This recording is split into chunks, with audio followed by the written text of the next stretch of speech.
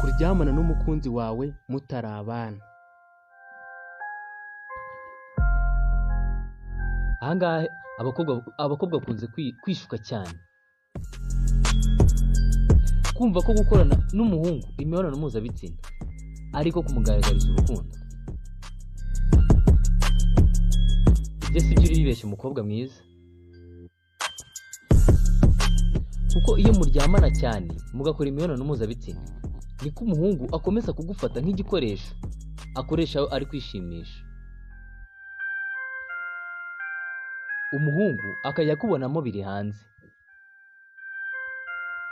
Aho ngaho nyuma umuhungu bizarangira agiye kubana n'abandi bakobwa akaramata kandi bafite umutima mwiza. Ahangaha sinanze kandi simvanyije ko abantu bagaragazanya urukundo, ariko